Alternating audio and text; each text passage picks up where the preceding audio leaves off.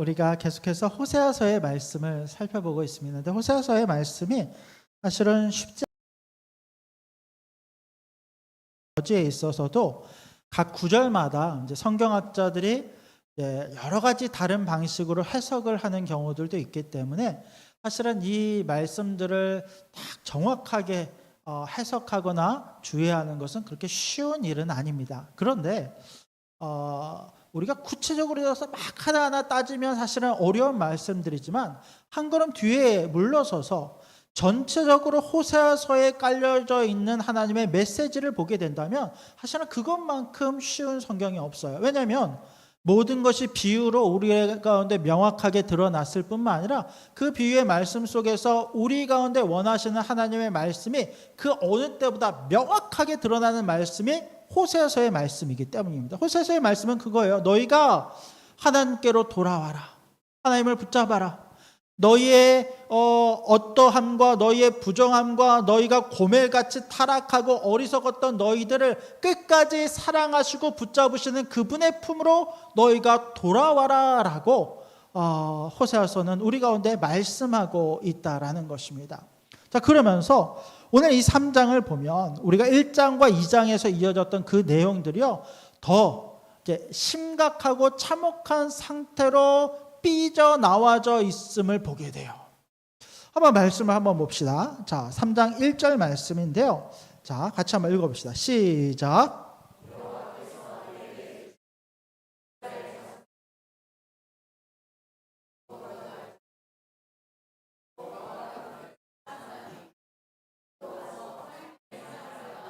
음녀가 된 그 여자를 사랑하라 하시기로. 여호와께서 내게 이르시되. 자, 2인칭이 바뀌어요. 그러니까 그동안은 3인칭으로 계속해서 우리 가운데 이제 이야기하듯이 남의 이야기할 때 호세아가 있고 고멜이 있고 이들이 결혼해서 자녀를 낳고 이 자녀들이 어떤 일들을 행하고 또 이 고멜이 어떻게 바람을 피우고 이런 내용들이 3인칭의 시점으로 기록되어져 있는데 이 3장에 가면요 1인칭으로 바뀌어요. 1인칭이 뭐예요? 내가 행하고 내가 받은 일들에 대한 이야기를 나의 입장으로. 그러니까 이 3장을 통해서 우리는 더 깊이 내가 나에게 말씀하신 하나님의 말씀을 더 깊이 경험할 수 있게 되는 거예요. 1절을 이렇게 시작해요. 여호와께서 내게 이르시되 이스라엘 자손이 다른 신을 섬기고 건포도 과자를 즐길지라도. 이 건포도가 굉장히 열량이 많고 이게 그 당시에 이제 부유한 사람들이 즐겨 먹던 과자예요. 이 세상의 어떤 가치와 세상의 것들에 빠져서 세상의 유익과 세상의 쾌락과 세상의 즐거운 것들을 따지며 살아갈지라도 여호와가 누구를 사랑하시나니? 그들을 사랑하시나니. 너는 또 가서 타인의 사랑을 받아 음녀가 된 그 여자를 사랑하라 하시기를. 자, 여기서 핵심되는 단어가 하나 있다면 어떤 것일까요?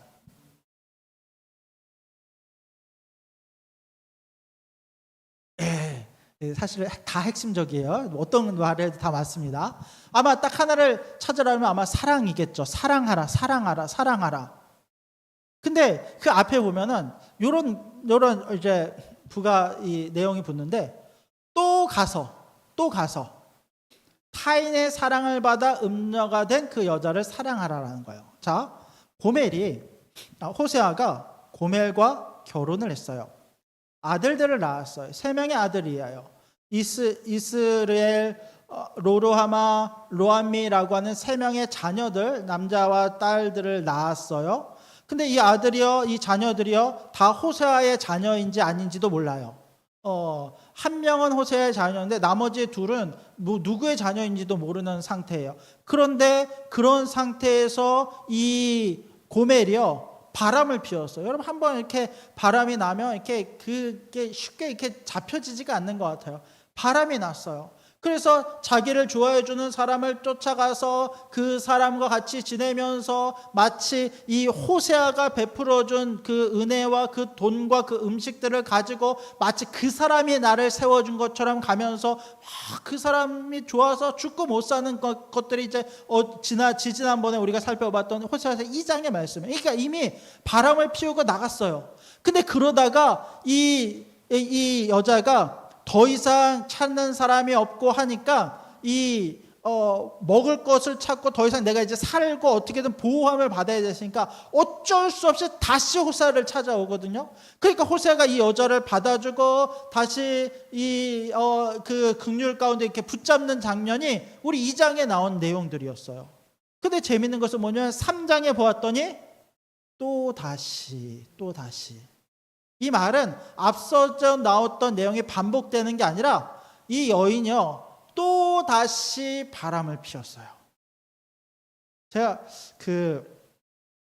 오늘도 이제 예배 끝나고 한 청년이 이제 결혼 주례를 부탁을 했어요. 제가 나이가 어리지만 이미 결혼 주례만 한 6번, 7번 한 것 같아요. 결혼 주례를 이제 부탁을 해서 이따가 저녁을 먹으면서 이제 같이 만나서 이야기를 하기로 했어요.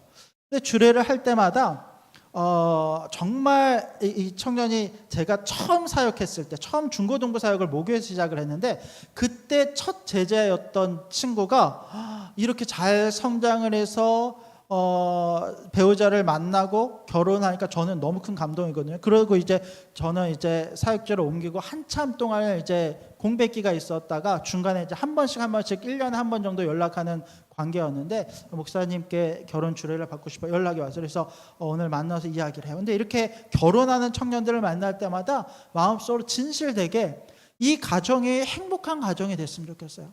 건강하고 하나님을 잘 믿고 믿음의 가정으로 세워졌으면 좋겠다는 그 마음이 있어요. 그래서 이제 말씀을 준비할 때도 기도하면서 그 간절한 마음을 이렇게 형식적이지 않게 전하려고 막 정말 열심히 준비하고 기도하면서 하거든요.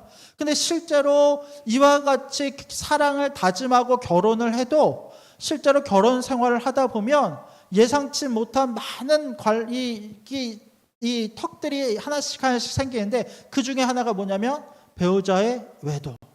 옛날에는요 남자들이 바람을 많이 폈어요. 남자들이 바람 피면 가정에 그게 얼마나 큰 문제가 됩니까? 근데 신기한 것은 바람을 피고도 당당해요. 얼마나 당당한지 오히려 아내를 막 이렇게 하기도 하고 그런 게 이제 옛날 적이었는데 요즘은요 여자들이 이렇게 바람을 많이 펴요. 이게 가끔 이제 들리는 얘기들이 있어요. 이제 가까운 사람들 이제 연결해서 들리는 이야기들을 보면 정말 많은 이 여자들이 바람을 그렇게 많이 피는 거예요. 근데 그렇게 펴도 옛날 남자들처럼 당당해요. 이혼하면 되지 이런 거예요. 얼마나 참 음란하고 악한 세대를 살아가는지 몰라요. 이렇게 한번 이런 것들이 있으면 다시 바뀌기가 쉽지 않더라는 거예요. 고멜이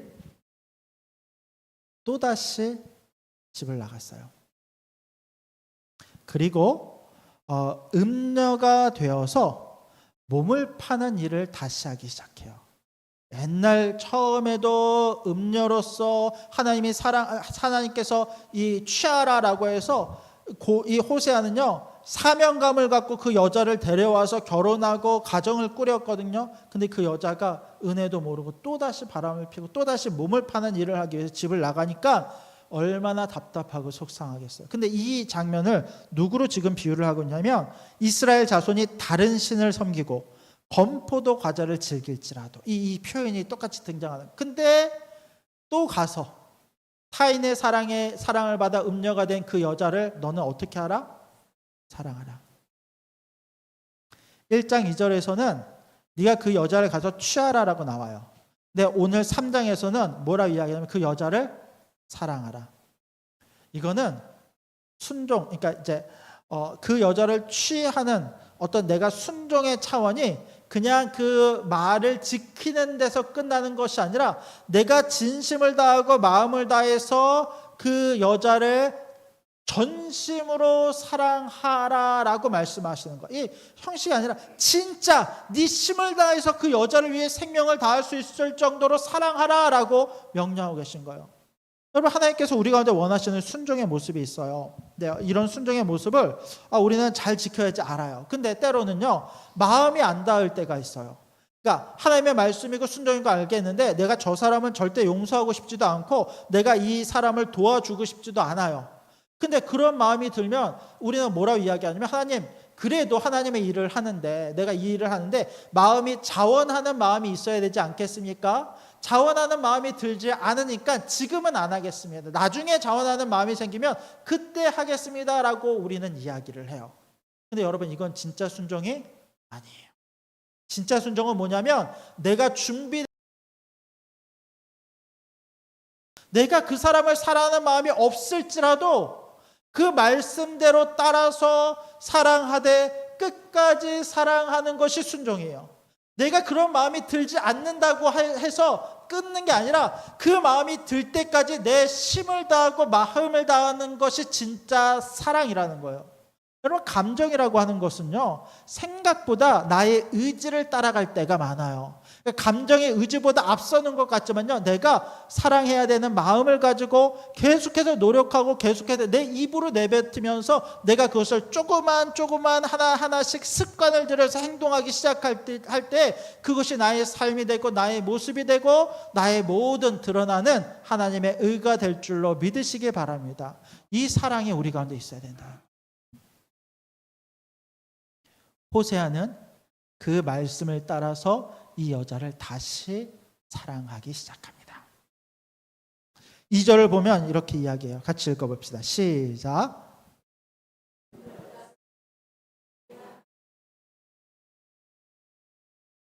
자, 이 재밌죠? 내가 그를 어떻게 했대요? 그를 샀다. 이 말은 뭐냐면, 이 여자가 지금 혼자 있는,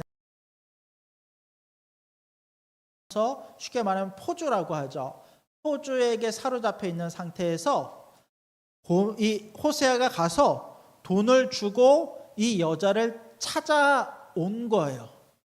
여러분, 그 당시에 이 한 사람, 이제 여자 노예의 보통 이제 몸값이 어느 정도가 되냐면 은 30 정도 돼요. 은 30 정도. 그러니까 이 은 30이면 여자를 여종을 살 수 있는 돈이에요. 그런데 이 호세아, 이 고멜은요, 이미 나이가 들었어요. 그리고 더 이상 찾는 사람이 없는 상태야. 그러니까 조금 더 싼 값에 고멜을 사올 수가 있어요. 값을 치고 데려올 수가 있어요. 이거 이제 대속의 개념과도 연관돼요. 돈을 주고 사오는 거예요. 근데 사오는데, 자, 뭐랑 뭐를 줬다고 나와요? 은 15. 근데 은 15으로 살 수 있어요, 없어요?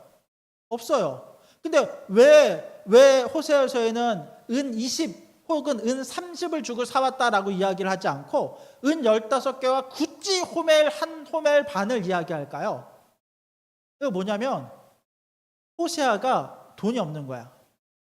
그러니까 자기가 갖고 있는 것은 은 15개가 다인데, 쉽게 말하면 4개에 있는 모든 것들을 다 팔고, 이게 보통 은 5개가 은 10개, 보통 한 사람의 1년 연봉 정도 된다고요. 그러니까 이거 죄송해요. 은 5개가 1년의 연봉. 그러니까 15개면 3년치의 연봉 정도 되니까 큰 돈이에요. 근데 이 돈을 다 가지고, 그리고 그가 집안의 구석구석을 뒤져봤더니 돈될 많은 것들을 찾아봤더니 있는 게 뭐냐면 보리 한 호멜 반. 이거를 가지고 가서 이것을 가지고 제발 내주십시오라고 요청을 해서, 그래서 고멜을 다시 데리고 오는 거예요.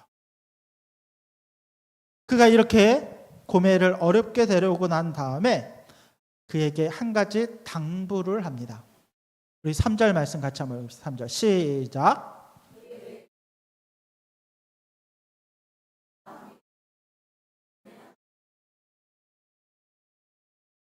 나도 내게 그리하리라 하였노라. 자, 그에게 이르기를, 너는 많은 날 동안 나와 함께 지내고 음행하지 말며 다른 남자를 따르지 말라. 이게 이제 구절 자체를 그냥 우리가 직역을 하면은, 야, 너 앞으로 이제 바람 피지 말고 나랑 같이 지내자, 이제 이런 의미처럼 우리가 이제 해석을 할 수 있는데, 이 3절의 구절에 대한 해석이요 사실은 굉장히 다양해요. 근데 이걸 이제 어떤 식으로 우리가 바라볼 수 있냐면, 물론 음행하지 말아라라고 하는 구절로 이제 1차적으로 우리가 볼 수 있고, 또 하나는 뭐냐면 네가 당분간 많은 날 동안이라는 것이 그런 의미입니다. 많은 날 동안 자숙하여라.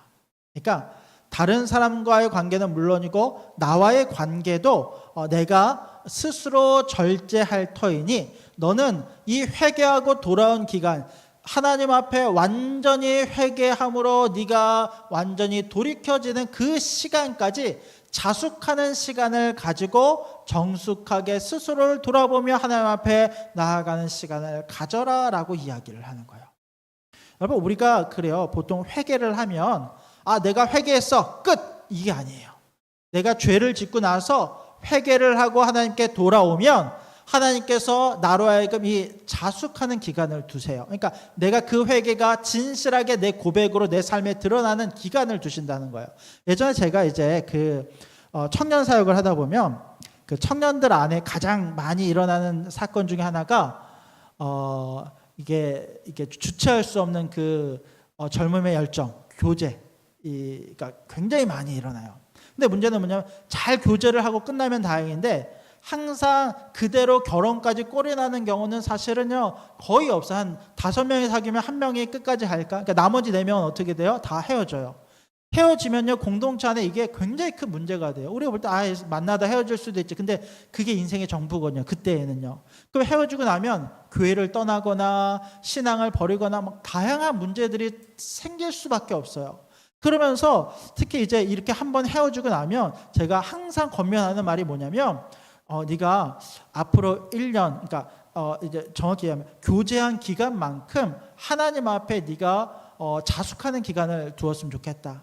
그러니까 네가 이 친구와 예를 들면 6개월을 교제를 했다면 앞으로 6개월간은 다른 남자나 교제하지 말고, 이게요 한번 헤어지고 나서 또 다른 남자를 만나잖아요. 공동체 안에서 진짜 큰 문제가 발생을 합니다. 이게 서로 편이 갈리기 시작하고요. 누가 옳고 누가 못됐고 누가 바람 폈고 많은 문제들이 생겨요. 그러니까 교제한 기간만큼, 최소 교제한 기간만큼은 다른 사람을 만나지 말고 스스로 자숙하면서 하나님께 집중하는 시간을 가지라라고 이제 권면을 하곤 하는데, 호세아서의 호세아가 똑같이 고멜에게 그와 같이 이 기간을 두라라고 이야기를 하고 있는 거예요.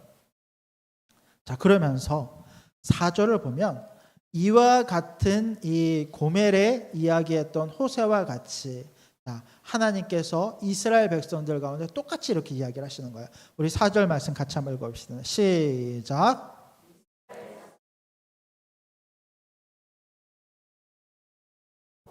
제사도 없고 주상도 없고 에봇도 없고 드라빔도 없이 지내다가, 자, 많은 자손들이요 많은 날 동안, 이제 많은 날이라고 하는 것이 두 가지로 해석이 가능한데, 먼저는 포로기로 끌려갔을 때 이스라엘의 가장 중요한 이 사건 중에 하나가 이스라엘 백성들이 하나님의 심판을 받아 완전히 멸망을 받고 포로로 끌려가요.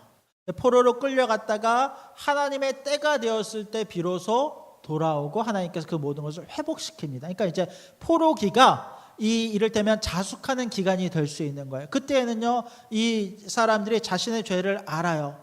그래서 하나님께 회개하지만 여전히 이 깊은 이렇게 하나님의 기다림의 시간들이 있는 거예요. 훈련시키고 이 고난과 연단의 시간, 포로기의, 말 그대로 그 포로기의 시간이 그들 가운데 주어지는 거예요. 그러다가 그 후에 5절을 봤더니 그 후에 이스라엘 자손이 돌아와서, 호세아의 시대는요 지금 이스라엘 멸망당하기 직전의 시대예요. 지금 그 예언의 말씀처럼 이 이야기를 호세아가 똑같이 하고 있는 거예요. 너희가 앞으로 이와 같은 하나님의 심판을 당하게 될 것이고 너희가 쫓겨갔다가 다시 돌아오게 될 터인데, 그리고 와서 그들의 하나님 여호와와 그들의 왕 누구를? 다윗을 찾고, 마지막 날에는 여호와를 경외함으로 여호와와 그의 은총으로 나아가리라 라고 하면서 이스라엘 백성들이 고멜이 하나님의 은혜를 받고 완전한 회복을 경험하듯이 이 이스라엘 백성들도 하나님 앞에 완전한 회복을 경험하고 하나님을 경외함으로 나아갈 것을 언약하고 약속하고 계시다라는 것입니다. 여러분, 이 은혜와 약속이 우리 가운데 주어졌음을 믿으시기 바랍니다. 하나님께서 우리를 끝까지 사랑하세요. 잠시 잠깐 내 죄로 말미암은 연단과 시험의 시간이 있지만 때가 이르면 반드시 나를 구원하시고 나를 돌이키게 하실 뿐만 아니라 하나님의 은총 가운데로 나를 인도하신다라는 것입니다. 그러면서 왕의 이름이 하나 등장하죠. 누가 등장합니까? 다윗. 다윗은요, 호세아서를 기준으로 해도 한참 이전의 사람이에요. 왕국이 세워지는 초기의 사람이니까 한참 이전의 사람이거든요. 근데 왜 다윗을 찾는다라고 이야기합니까? 이 다윗이 오늘날에 누구를 이야기하겠습니까? 예수님을 이야기하는 거예요. 여호와와 다윗 왕을 찾고 부르짖고 우리가 예수님으로 말미암아 우리가 그분을 부르짖고 찾음으로 말미암아 그분이 십자가에서 우리의 값을 대신하여 치러주시고 대속하여 우리의 죄를 치르고 우리를 사신 거예요. 값을 주고 사신 거예요. 그리고 우리의 모든 죄를 없다라고 이야기하시면서 우리를 사랑하시는 거예요. 사랑할 수 없는 자. 여러분, 바람 피운 사람 이야기를 했지만 이 바람 피운 사람이 결국 누구를 이야기하는 거예요? 우리를 이야기해요. 호세아 시대에는 호세아의 이야기를 듣는 이스라엘 백성들을 이야기하는 것이고 오늘날의 우리를 이야기해요. 나는 아닌데요? 나는 바람 안 피웠는데요? 내 안에 하나님을 섬기지만 또 다른 사랑하는 마음을 갖고 있어요. 또 다른 것을 사랑하는 마음. 하나님 말고 다른 것을 위한 공간을 내 안에 두고 그것을 인지하지 못해요. 그냥 그것이 즐겁거든요. 호세아 이 고멜처럼 그냥 다른 남자 만나는 거 즐겁고 그냥 어차피 내 든든한 뒷배가 될 호세아는 항상 그 자리에 있으니까 마냥 나를 기다릴 것으로 생각하고 내가 하고 싶은 대로 삶을 살아가는 거예요. 그게 나예요. 하나님이 이런 나를 다시 부르시고 내 모든 죄를 깨닫게 하시고 그 모든 죄에서 나를 돌이키게 하는 거예요. 여러분, 이후에요 고멜의 이야기는 더 이상 등장하지 않습니다. 이 말은 뭐냐면 이제 고멜이요 정신을 차린 거예요. 이제 하나님께로 돌아온 거예요. 이제 하나님께 그 마음을 두고 호세아, 나를 끝까지 사랑하고 지켜줬던 그 호세아에게 마음을 두고 살아가는 거예요. 그 CCM 노래 중에 제가 한때 굉장히 좋아해서 많이 듣던 노래인데 고멜의 노래라고 하는 찬양이 있어요. 제가 나중에 링크를 하나 올려드릴게요. 많이 들어보면 나를 끝까지 기다려준 그 호세아에 대한 감사, 결국 나를 온전히 다시 붙잡아 주신 하나님에 대한 그 찬양과 고백이 나오는 거예요. 우리 4장의 말씀도 우리 잠깐 좀 살펴보기 원하는데 우리 3절까지 말씀을 함께 살펴볼게요. 자, 그리고 나서 이제 이스라엘 백성들이 행했던 죄에 대해서 그들이 행했던 모든 이 악함에 대해서 굉장히 구체적으로 기록을 하고 있어요. 자, 4장 1절 말씀 먼저 같이 한번 읽읍시다. 4장 1절 시작.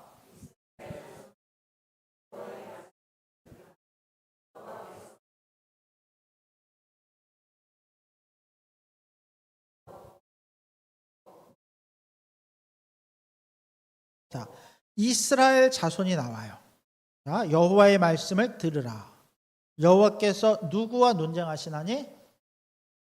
이 땅 주민과. 자, 이스라엘 자손들은 알겠어. 이 땅 주민은 뭘까요? 이스라엘 자손일까요? 왜 따로 이렇게 표시를 할까요? 여기서 나오는 이스라엘 자손들은 뭐냐면 쉽게 말하면 포로로 끌려갔던 사람들. 이게 남은 자의 사상에 대해서 제가 지난주에 잠깐 이제 전에 말씀 후에 제가 말씀드린 적이 있는데 포로로 끌려간 사람들은 남은 자, 하나님께 선택받은 자들이에요. 이들은 그곳에서 어떻게든 그들의 신앙을 지키기 위해서 몸부림치면서 이 주의 어떤 절기와 계명들을 지키면서 어쨌든 살아남거든요. 그런데 그 땅에 남은 자들이 있어요. 하나님을 찾지 아니하고 그 우상 숭배와 죄에 빠져서 끝까지 멸망받을 자들. 이 땅의 주민과 논쟁을 하신다는 거예요. 그들의 잘못을 깨닫게 하시고 그 모든 것들을 이제 그들과 논쟁하심을 깨닫게 하시고 알게 하시는 거예요. 근데 보십시오. 이 땅에는 진실도 없고 양심도 없고 옳고 그름을 깨닫는 지혜와 양심과 마음이 없어요. 또 인애가 없어요. 인애가 뭡니까? 사랑이 없어요. 다른 사람을 사랑하는 척 하는 것들은 있어요. 근데 다른 사람을 진심으로 사랑함이 없어요. 그 사람을 위해 눈물을 흘려두고 주고 그 사람을 위해서 정말 간절히 간구하는 기도가 없어요. 인애가 없어요. 그리고 마지막으로 가장 중요한 이 호세아서 전체를 관통하는 핵심 키워드입니다. 무엇이 없다고 나옵니까? 하나님을 아는 지식도 없고, 이런 어떤 인애가 없고 진실도 없는 그 가장 근본적인 것들을 찾아보면 결국 하나님을 몰라요. 하나님이 어떤 분이신지 몰라요. 그래서 하나님을 아는 지식은요, 이제 객관적인 지식과 주관적인 지식으로 나뉘어요. 객관적인 지식은 말 그대로 성경도 모르고 율법도 모르고 말씀도 몰라요. 그러니까 내가 하나님을 믿는다고 생각하지만 하나님에 대해서 몰라요. 우리 그리스도인들 중에 그런 경우 굉장히 많아요. 나는 하나님 믿어요. 나는 믿음이 있어요. 기도해요. 주일날 열심히 나와요. 근데 성경을 안 읽어요. 성경을 몰라요. 하나님의 어떤 이 땅을 향한 계획을 갖고 계신지도 모르고 내가 어떻게 살아가기를 원하시는지도 몰라요. 하나님의 어떤 구체적인 성품들도 모르고 그냥 막연하게 내가 알고 싶은 하나님, 믿고 싶은 하나님을 갖다가 마치 우상처럼 세워두고 그 하나님을 믿으면서 나는 하나님 잘 믿는다고 생각해요. 정말 큰일이에요. 정말 무서운 일이에요. 나는 열심히 예수님을 믿었지만 결국 구원받지 못하는 상황까지 갈 수 있어요. 하나님을 바르게 알아야 된다. 또 하나님을 아는 지식의 두 번째는 주관적인 지식이에요. 어떤 사람들은요, 성경을 정말 열심히 읽어요. 성경을 막 어떤 구절 하나, 단어 하나까지도 의미까지도 얼마나 잘 아는지 몰라요. 근데 주관적으로 하나님을 아는 것이 없어요. 내 삶에 하나님을 경험하지 못해요. 하나님께서 지금 나와 함께 계신 것과 내가 지금 기도했을 때 하나님의 응답하시는 것을 알지 못하고 그분의 따스한 음성뿐만 아니라 그분이 나를 책망하시는 음성도 듣지 못해요. 그냥 내 머리로 성경을 이해하고 그것이 하나님을 안다라고 생각해요. 근데 진짜 하나님을 아는 것은 내 삶에 모든 그 하나님을 아는 삶이 녹아져 있는 거예요. 예수 따라가는 거예요. 내가 죽고 내 안에 예수가 사는 삶. 그 말씀대로 몸부림치며 사는 삶. 호세아처럼 내 마음에 들던 들지 않던 그것이 중요한 것이 아니라 그 말씀에 순종하여 충성하고 그 말씀에 순종하여 끝까지 사랑하는 삶. 그것이 하나님을 아는 지식이에요. 이 하나님을 아는 지식은요, 이제 다음 주도 그렇고 계속해서 호세아서에 계속 나올 거니까 그때 다시 한번 또 깊이 살펴보기 원합니다. 그러면서 2절을 보면 그들이 행했던 죄에 대해서 또 이제 여러 가지로 언급을 합니다. 같이 읽어봅시다. 시작.